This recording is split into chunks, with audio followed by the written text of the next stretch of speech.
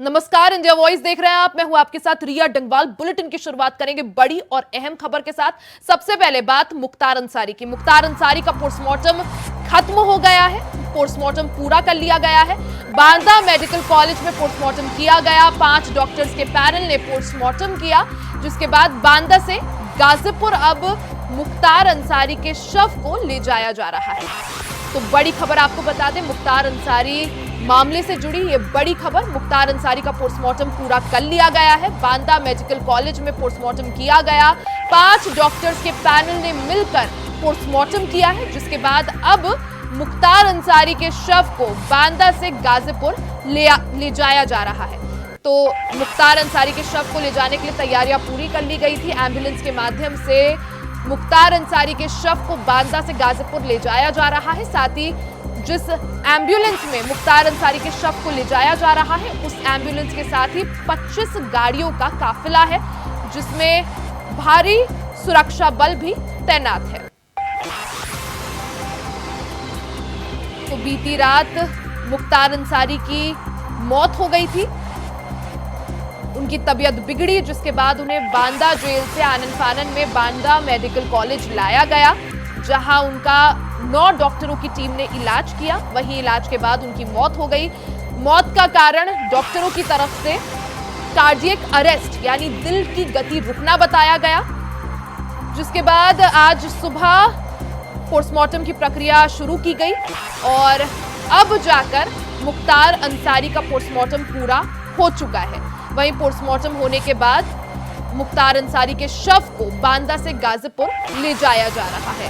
इसी दौरान मुख्तार अंसारी की मौत के मामले को देखते हुए सियासत भी पूरी तरह से उत्तर प्रदेश में गरमाई हुई है। उत्तर प्रदेश में हाई अलर्ट जारी किया गया है। खबर पर ज्यादा जानकारी के लिए बांदा से हमारे साथ संवाददाता संदीप कुमार लाइव जुड़ गए हैं। सबसे पहले संदीप, आपका रुख करूंगी। संदीप, अगर बात की जाए, पोस्टमार्टम जो है पूरा हो चुका है, ऐसे में अभी वहां पर स्थिति क्या है? क्या मुख्तार अंसारी के शव को बांदा से गाजीपुर ले जाने की तैयारी जो है वो पूरी कर ली गई है? शव क्या निकल चुका है? क्या कुछ जानकारी, क्या कुछ अपडेट? जी देखिए, बिल्कुल बता दूं, लगभग 4 से 5 घंटे पोस्टमार्टम और बाकी अन्य प्रक्रिया करने के बाद जो है अब शव निकलने की तैयारी पूरी तरह से हो चुकी है। मुख्तार अंसारी के शव को एम्बुलेंस में रखा जा रहा है। एम्बुलेंस रखने के बाद ही कुछ लगभग 4 से 5 मिनट बाद यहाँ से का काफिला गाजीपुर के लिए यहाँ से रवाना हो जाएगा। संदीप, सुरक्षा व्यवस्था के क्या कुछ इंतजाम? सुरक्षा व्यवस्था की बात करें तो एसएसबी फोर्स, पीएससी बटालियन के साथ साथ जनपद के तमाम आला अधिकारी और स्थानीय पुलिस भी मौके पर इसके साथ काफिले में शामिल होगी। जिस एम्बुलेंस में मुख्तार अंसारी को ले जाया जाएगा, क्या उसमें उमर अंसारी भी मौजूद रहेंगे? ये देखिए, ये बात अभी भी सस्पेंस बनी हुई है कि मुख्तार अंसारी का बेटा उमर रहेगा उस एम्बुलेंस के अंदर या फिर उनके भाई का लड़का उसके अंदर जाएगा। संदीप, साथ ही जिस तरह से आपने कहा कि पोस्टमार्टम पूरा हो चुका है, अब ले जाने की तैयारी की जा रही है, ऐसे में स्थिति वहां पर इस वक्त कैसी और किस रूट के माध्यम से जो है गाजीपुर तक ले जाया जाएगा? देखिए, पूरा माहौल जो है एकदम गहमा गहमी का माहौल बना हुआ है। यहाँ पर पूरी फोर्स जो है एकदम तैनात है। सुरक्षा व्यवस्था को लेकर के चाकचौबंद व्यवस्था की गई है। अगर यहाँ से रूट मैप की बात करें तो यहाँ से जो रूट मैप जारी हुआ है, इसको बताया जा रहा है कि यहाँ से फतेहपुर से कौशाम्बी होते हुए बनारस सीधे गाजीपुर के लिए यहाँ से काफिला रवाना हो गया। एम्बुलेंस के साथ कितनी गाड़ियों का काफिला मौजूद रहेगा? जानकारी के हिसाब से बताया जा रहा है कि एम्बुलेंस के साथ लगभग 25 से 26 गाड़ियों का काफिला रहेगा। उसमें से अधिकारियों की गाड़ियां भी रहेंगी और उसमें एसएसबी और बल की गाड़ियां भी शामिल रहेंगी। साथ ही संदीप, जो पूरा ये जो रूट है बांदा से गाजीपुर तक का, ऐसे में क्या कहीं पर ये काफिला रुकेगा? ऐसी कुछ भी क्या जानकारी निकलकर सामने आ रही है? देखिए, जिस तरह से सुरक्षा व्यवस्था के इंतजाम किए गए हैं उसको देख करके तो ये नहीं लगता है कि कहीं न कहीं बीच रास्ते में काफिला रोका जाएगा। लेकिन यदि मान लीजिए कोई समस्या आती है तो कहीं ना कहीं काफिला रुकने की संभावनाएं भी हो सकती है। ठीक है संदीप, आप बने रहिए, आगे भी आपसे चर्चा करेंगे। खबर पर ज्यादा जानकारी के लिए हमारे साथ स्टेट कोऑर्डिनेटर अनिल पाठक जुड़ चुके हैं। अनिल जी, अगर बात की जाए, अब जो है पोस्टमार्टम पूरा हो चुका है, वहीं जो मुख्तार अंसारी के बेटे हैं उमर अंसारी, उनकी तरफ से बार बार यही कहा जा रहा है कि उनको विश्वास नहीं है पोस्टमार्टम पर, बांदा मेडिकल कॉलेज के डॉक्टरों पर विश्वास नहीं है और दिल्ली एम्स में पोस्टमार्टम कराने की मांग कर रहे हैं। अनिल जी। हाँ, देखिए रिया, जिस तरह से ये मुख्तार अंसारी की मौत को लेकर के एक के बाद एक आरोप लगाए जा रहे हैं, उस पे उत्तर प्रदेश की कहीं न कहीं सियासत का कनेक्शन भी है। पहले उमर अंसारी ने ये कहा था कि उनके पिता को स्लो पॉइजन दिया गया और ये बात उनके पिता ने स्वयं उनसे बताई थी। और जहां तक मौत की बात रही बांदा मेडिकल कॉलेज की, तो 9 डॉक्टरों की टीम ने इस बात की पुष्टि की है कि इलाज के दौरान जो है मुख्तार अंसारी की मौत हो गई। और जो प्रथम दृष्टया कारण आया है, डॉक्टरों ने बताया है, वो हार्ट अटैक को बताया है। अब डॉक्टरों का पैनल जो है वो पोस्टमार्टम कर रहा है। 5 सदस्यों की टीम है, ये डॉक्टरों की टीम है और क्या कहते हैं, कैमरे के सामने रिकॉर्डिंग होगी इसकी पोस्टमार्टम की।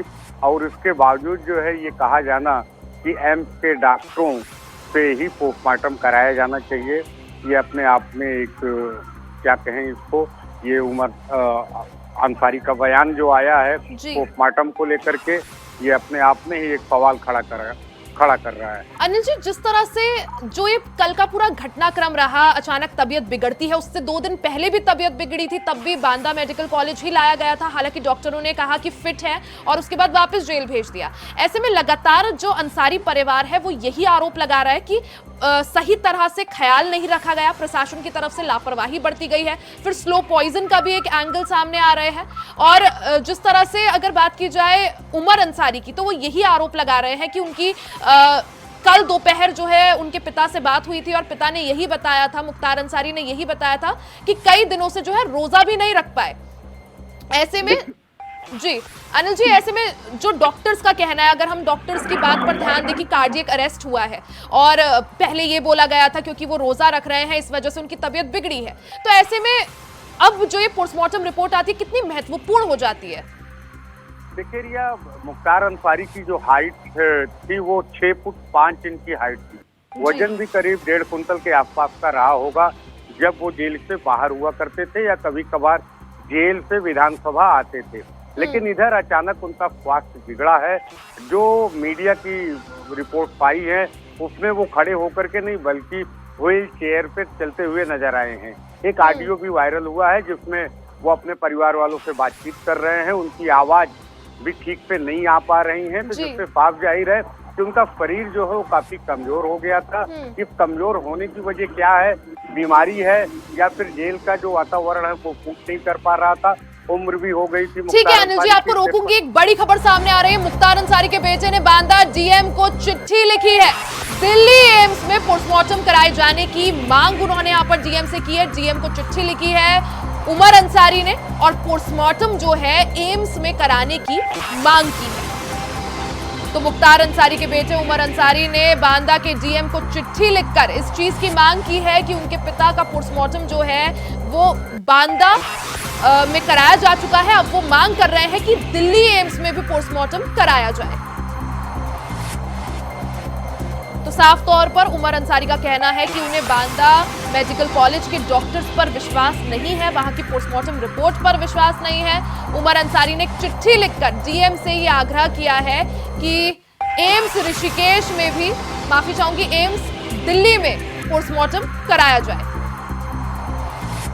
तो बड़ी खबर आपको बता दें, मुख्तार अंसारी मामले से जुड़ी बड़ी खबर, मुख्तार अंसारी के बेटे उमर अंसारी ने बांदा डीएम से चिट्ठी लिखकर इस चीज की मांग की है।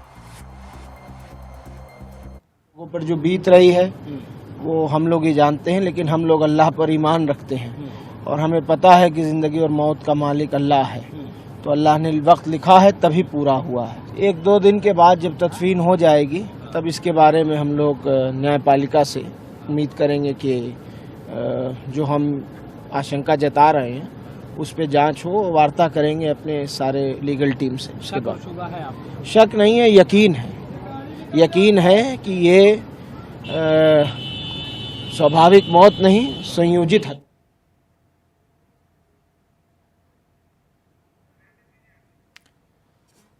तो मुख्तार अंसारी के बेटे ने बांदा डीएम को चिट्ठी लिखी है चिट्ठी में मांग की गई है कि उनके पिता का जो है पोस्टमार्टम वो दिल्ली एम्स में कराया जाए।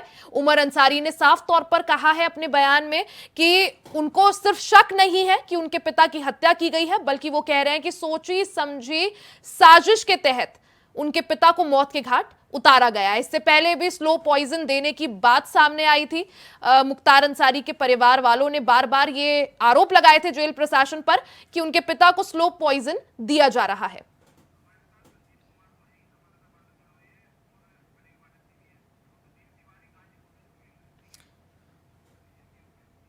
हमारे साथ अनिल पाठक जी जुड़े हुए हैं, साथ ही हमारे साथ गाजीपुर से सुशील जुड़े हुए हैं और संदीप हमारे साथ बांदा से जुड़े हैं। सबसे पहले अनिल पाठक जी आपके पास आऊंगी। अभी हम यही चर्चा कर रहे थे कि उमर अंसारी को विश्वास नहीं है बांदा के डॉक्टर्स पर, और अब तो चिट्ठी लिख दी है बांदा के डीएम को और दिल्ली एम्स में पोस्टमार्टम कराने की मांग कर रहे हैं। अनिल जी देखिए रिया, जहाँ तक विश्वास की बात है और आरोप लगाने की बात है, ये तो जिंदा रहते हुए मुख्तार अंसारी ने भी अदालत में लिखित रूप से दिया था कि उनकी जान को खतरा है और उनके साथ जो है नाइंसाफी की जा रही है, इलाज में जो है वो लगातार लापरवाही बरती जा रही है।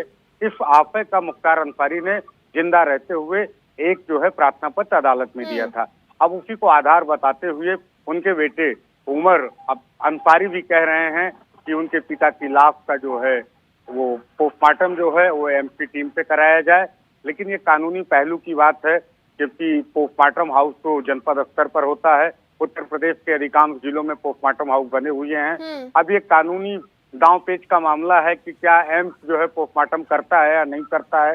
ये अपरिहार्य स्थिति में भी हो सकता है, लेकिन आमतौर पे ऐसा तो नहीं होता है कि एम्स। अनिल जी, जहां पर एक तरफ बात करी जाए मुख्तार अंसारी को गाजीपुर ले जाने की तैयारी की जा रही है, एम्बुलेंस में रखा जा रहा है, वहीं दूसरी तरफ ऐसे मांग करना कि दिल्ली एम्स में पोस्टमार्टम कराया जाए और डीएम को चिट्ठी लिखी है, तो क्या कुछ लग रहा है कब तक जवाब मिल पाएगा? क्या दिल्ली जाएंगे या फिर गाजीपुर जाएंगे जैसा कि प्लान्ड है? जैसे रिया मैंने पहले भी कहा कि ये सब कानूनी दांवपेच का मामला है। रही बात पोस्टमार्टम की, तो पोस्टमार्टम हाउस में होता है। उत्तर प्रदेश के अधिकांश जिलों में जो है पोस्टमार्टम हाउस बने हुए हैं। आमतौर पर एक डॉक्टर पोस्टमार्टम करता है, लेकिन अगर क्रिटिकल कंडीशन होती है तो डॉक्टरों की टीम बना करके पोस्टमार्टम कराया जाता है और ऑन कैमरा कराया जाता है। मुख्तार अंसारी के साथ भी यही हुआ है। 3 डॉक्टर नहीं 5 डॉक्टरों की टीम ने ऑन कैमरा जो है पोस्टमार्टम किया है।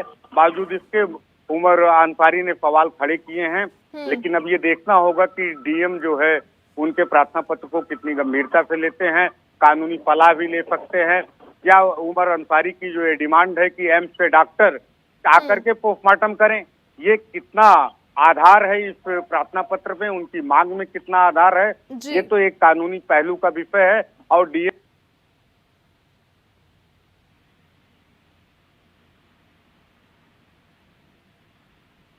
ठीक है अनिल जी, आऊंगी आपके पास। एक बार सुशील का रुख कर लेते हैं जो गाजीपुर से हमारे साथ बने हुए हैं।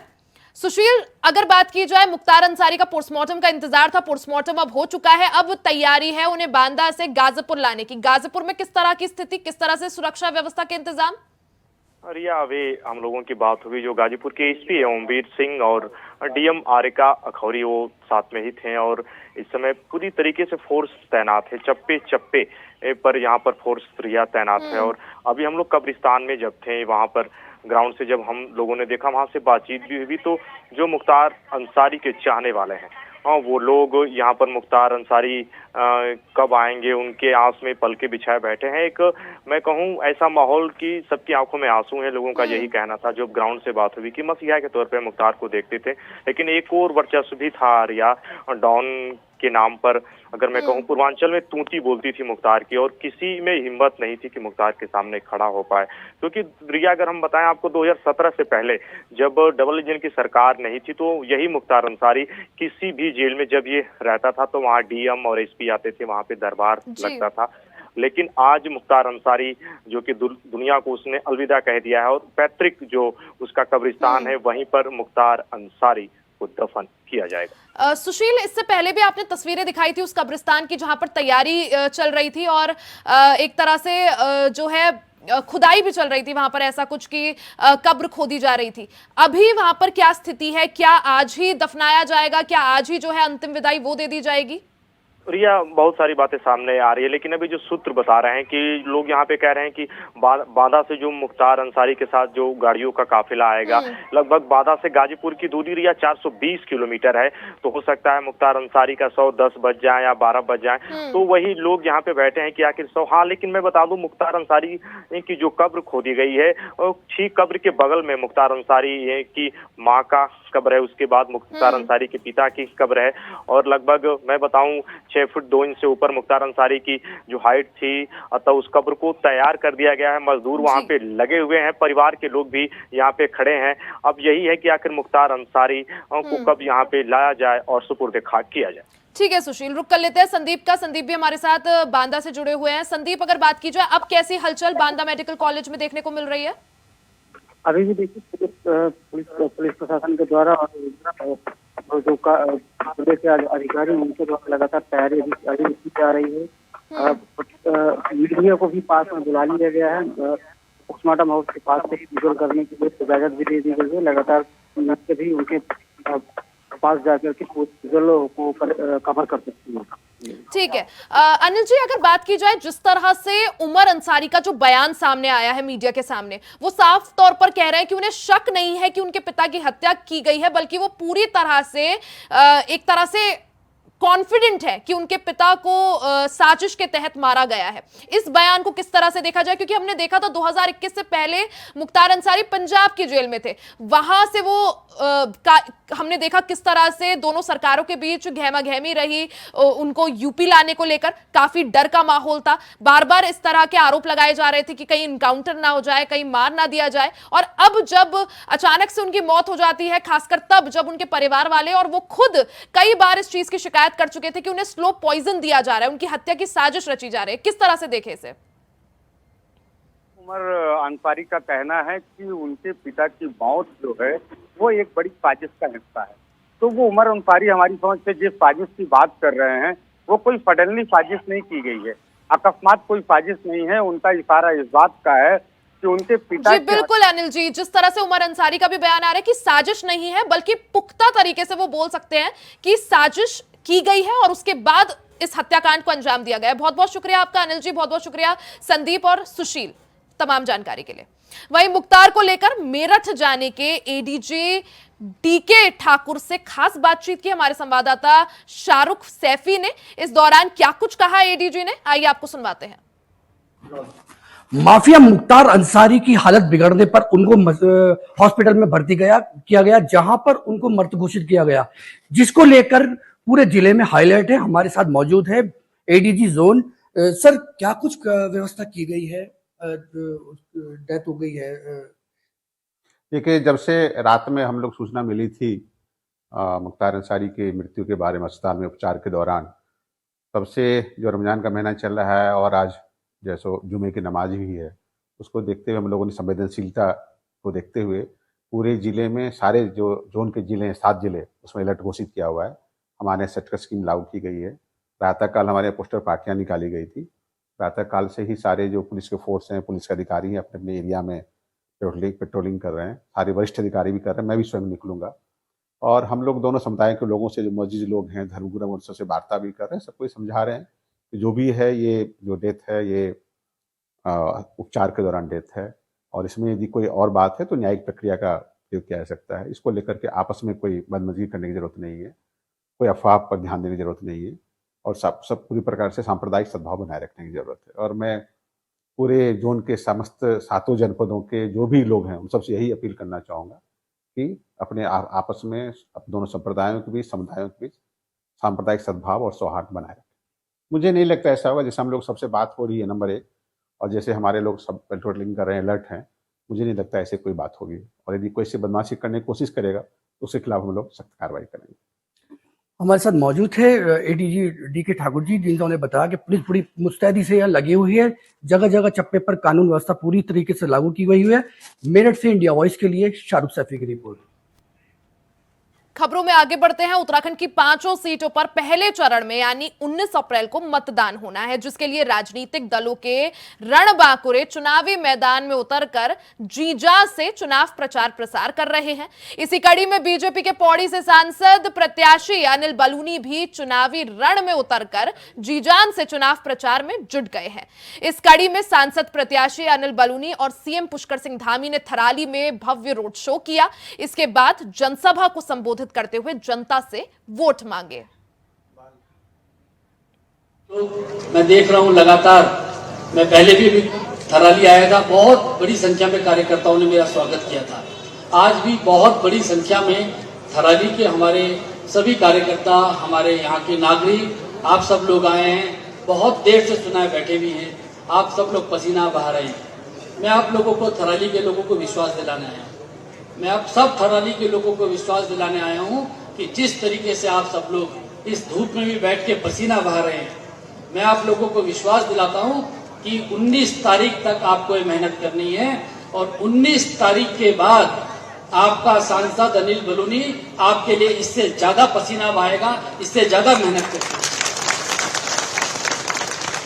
मैं आप लोगों को ये बताना चाहता हूं कि जब हम लोग यहाँ का कार्यक्रम बना रहे थे तो पुष्कर सिंह धामी जी से बोला कि पहला प्रोग्राम कहाँ करना है, गढ़वाल लोकसभा में। तो उन्होंने कहा सबसे जो दुर्गम हमारा विधानसभा है, थराली से मेरे कार्यक्रम शुरू करो।